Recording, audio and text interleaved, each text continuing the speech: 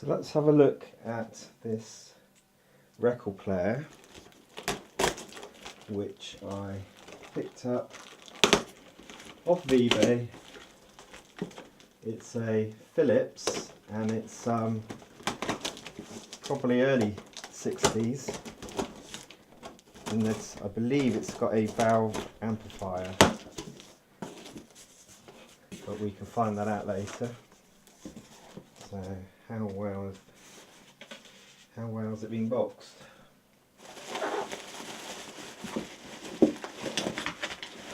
Pretty well. Yeah. Now, I had a record player just like this in 1983, and what it was is, at that time I was about 12 or 13, and I used to go to what's known as jumble sales. So these predated car boot sales, and you could often pick up old reel-to-reel tape recorders, old record players. And I actually had a record player like this for a number of years, and I'll take out the box now. It was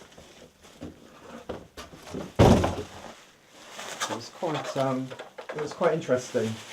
I took it apart actually to have a look at it to see how things worked, and I remember, I think it was probably my first electric shock, because it had been plugged in for a while. I'd been using it to listen to records, and there was quite a hefty capacitor, and really unknown to me, I didn't really know, I touched it, and I remember the shock going up my arm. So that kind of was what I needed to warn me how dangerous it is, you know, particularly playing about with electronics, things that are still plugged in. So since then, which was a number of years ago, I've been a lot more careful. I think you've got to take into consideration how dangerous things are. So, as you can see, possibly you might be starting to see something now. It's a mono record player, and it's actually smaller than I remember it. So that just shows you, when you're young, you think, wow, this big thing. And I remember having to struggle back on the bus. And I did think it was heavy. Okay, so it looks like it's been not used for some time. I'll say that because it's pretty dusty.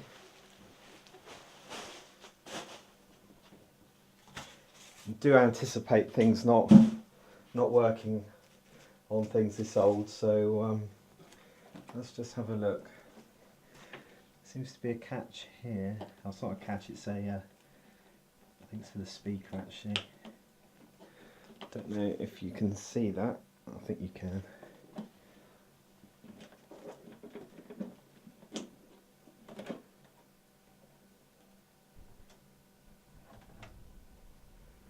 Ooh. Unfortunately, it looks like that's been floating about in there. It's starless. Got a starless there.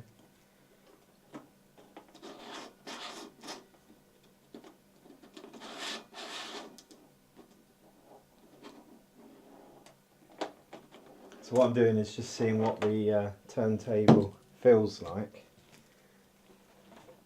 Let's just unhinge this off. Move the speaker. It's a nice sort of suitcase, mini suitcase size. Yeah, exactly how I remember it. So some buttons on the front. You can also lift up the arm as well, so there's no weight on there at the moment because this is a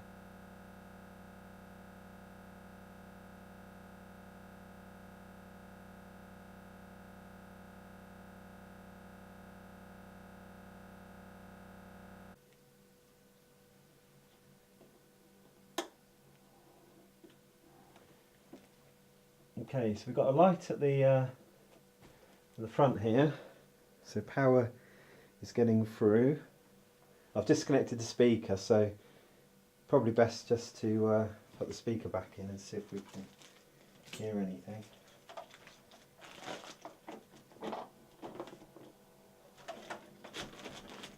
So there's a bit of hum.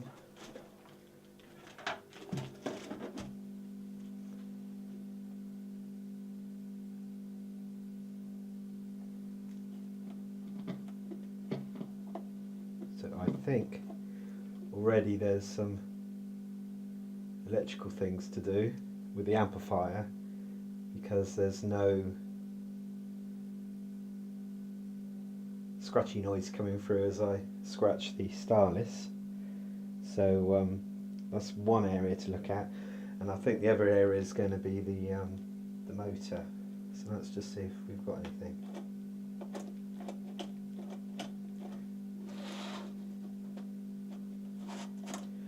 So totally dead. Oh, having said that, we have got sound. I'm going to press start.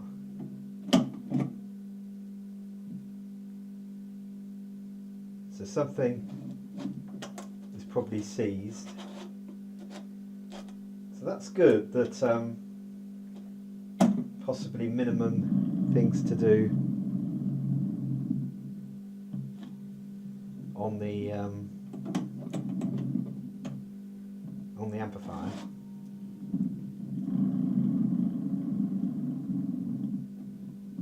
That bearings.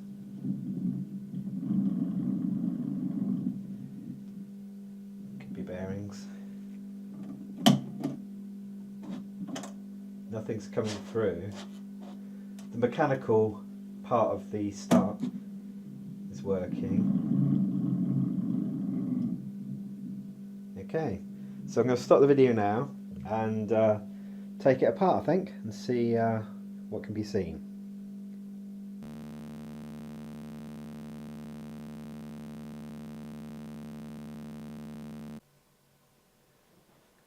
So I've just taken off the clip here.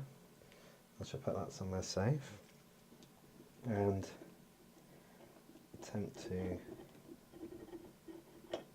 take off the turntable.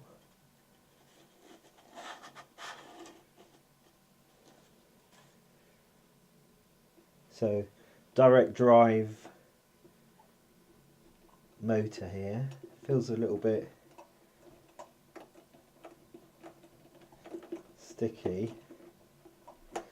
Also there's grease that looks quite old, as you can imagine. Probably could do with a bit of a clean, but I guess the main thing is to see if there's any movement from the motor. So just power up again.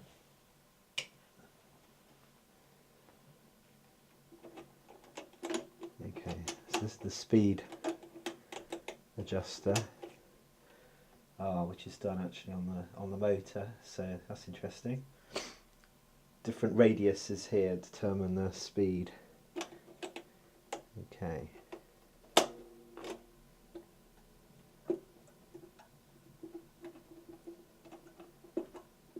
There's nothing at all there. But then I've got it switched off. Just turn it on.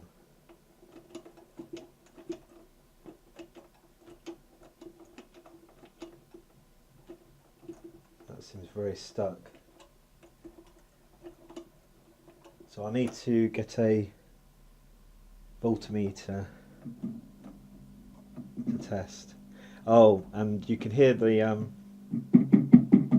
amplifier, but because it's valve, I forgot to say actually that it's going to take a little while to warm up. So that actually indicates, if it's only got one valve, that one of the valves is working.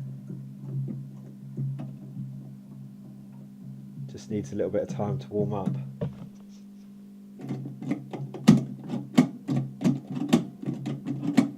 Okay.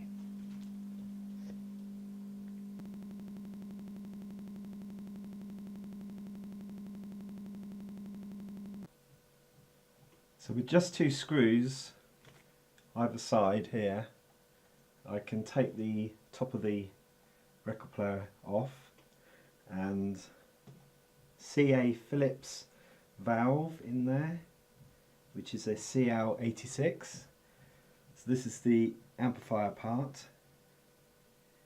There is a fuse there, so I can have a look at that in a minute, and there's various power going towards the motor here, and the motor seems to have a transformer in here as well, so I'll do a little bit more investigating. Took out the fuse and my eyesight is getting terrible now, so I basically thought the fuse had probably blown, but after checking it with a multimeter, it looks fine, so that's obviously not the culprit here. So I'm going to put this fuse back in, and I've got a multimeter now, so I'm just going to just do some basic testing at the motor side, just to see if there's any current arriving at the motor. Okay.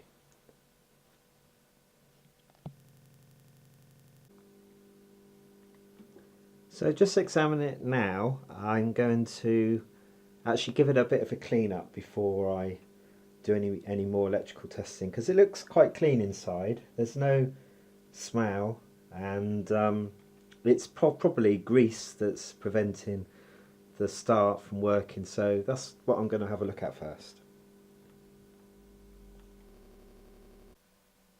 So it seems that the motor is seized on this. What I'm going to do is use some electrical cleaner to see if I can clean out the motor, and then I've got some sewing machine oil which I'm going to squirt in there later. But first things first, I'm going to use some electrical cleaner in there and see if I can get any gunk out.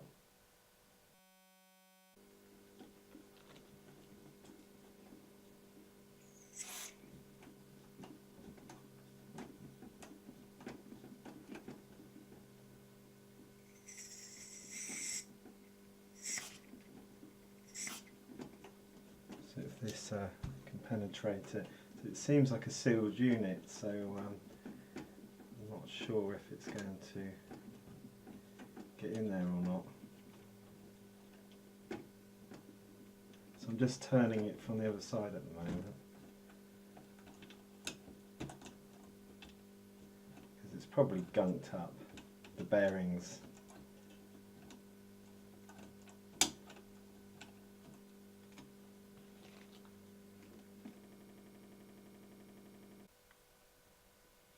Okay, so I've just been trying to work some cleaner into the motor here, and I've actually already got some machine oil, so because it seems to be dead at the moment, not moving, I've got some machine oil from Hobbycraft for about £2.20. So probably the only time I would go into Hobbycraft, truth be told. Just put this together, and I'll just put some oil in.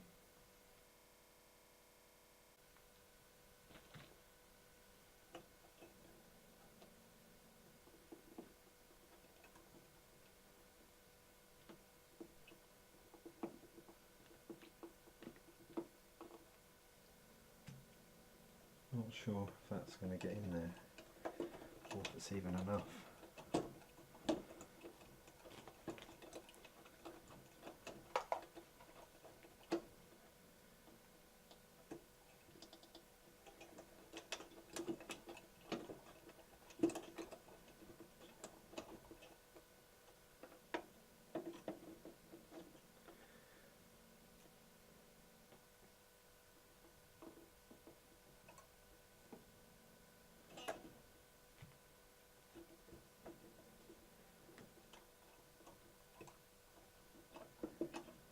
Should work its way in, I would have thought.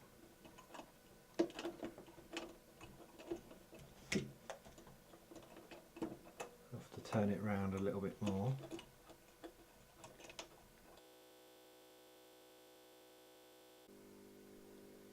So I've just used the hairdryer to see if I could spin up the motor, and it seems to have freed it a bit more. So just put some heat from this side. So it's already had some electrical cleaner. Oh yeah, look at that. Free spinning now. And I've also added some sewing machine oil to it. So let's see if we can get a little bit step further on and press the start. Yay! So that's a good result. I can actually feel the motor spinning. Yeah, so the motor is now spinning. I've not done anything else to the turntable except for use some electrical contact cleaner initially to see if I could free up the motor, and then I've used some machine oil, and then I was trying to use a battery screwdriver, but I couldn't find an attachment that would allow me to drive the motor without perhaps damaging it, so I don't want to do that. So what I did is I got my wife's hairdryer and set it on the hottest setting, but not for very long, and while it was on I was continuously turning the motor, and now it is free spinning.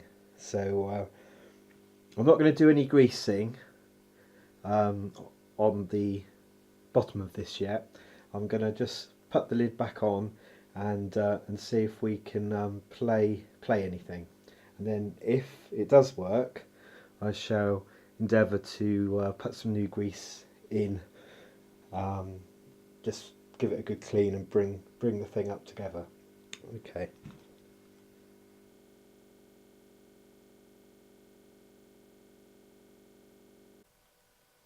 Hi again. So there's 3 ball bearings that sit underneath the turntable mat. There's a washer that actually goes in on top. Very lucky not to lose those, because when I flipped it over the ball bearings all fell out. So now the mat isn't stuck down, so there's a good chance it's just going to slide around. I might have to get something underneath that to secure that better, but as it's just a test, let's see if there's enough traction. Okay, so let's turn it back on.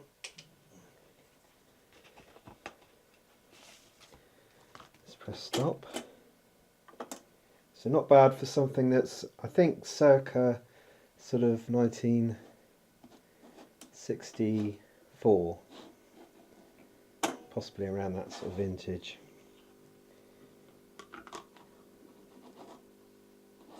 I've got a feeling this is just going to slide, so I do need something underneath this to maybe like double-sided sticky tape.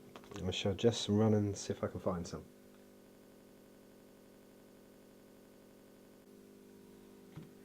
I'm not sure if this is going to work, but these are mini pads. I don't really want to stick anything permanent down, it's just to stop it moving for a minute. No, there's no grip on there at all, is there?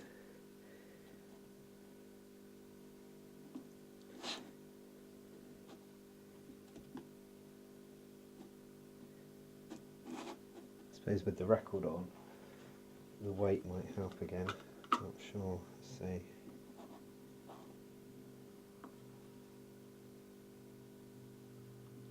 Okay, we'll try this. I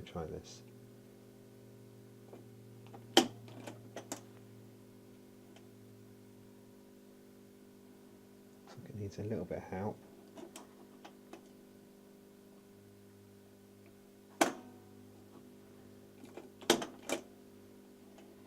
Oh.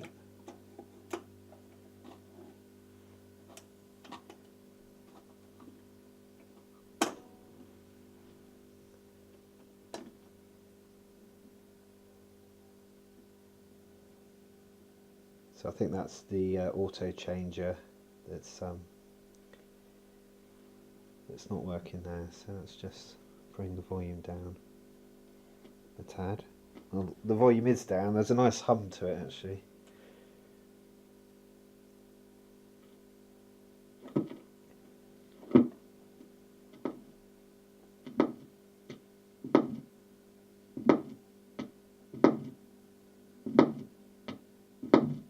Sounds like it's caught in the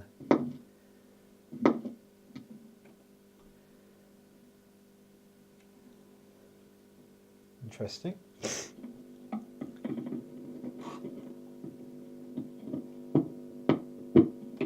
Maybe the stylus was not the right stylus for the record. Maybe it was like a 78. Correct me if I'm wrong. Oh, that's better, isn't it?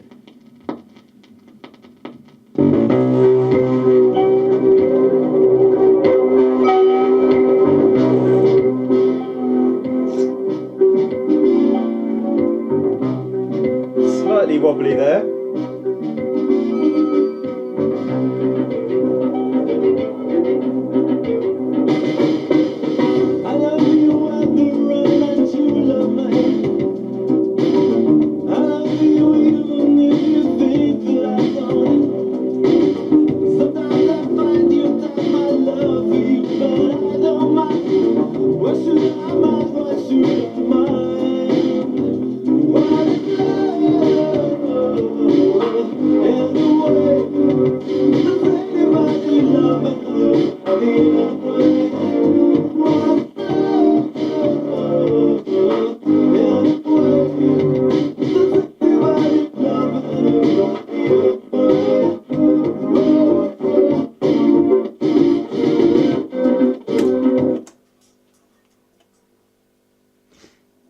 It's like the motor's running out of steam. Oh, it's like it's trying to place it as a 33 there. So yeah, I don't think that was helping, that thing under the mat, so I'm going to remove that.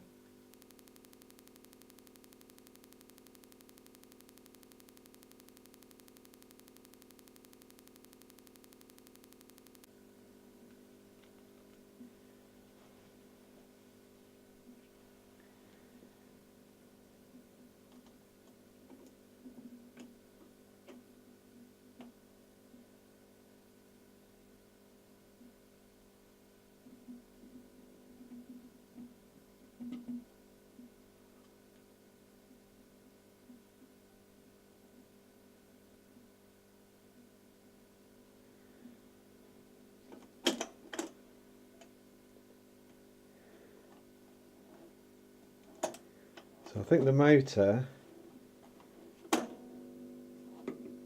probably needs to run for some time, and also it obviously needs a proper clean up, this deck, because it's not been working for a number of years, and now the needle is barely touching the record, so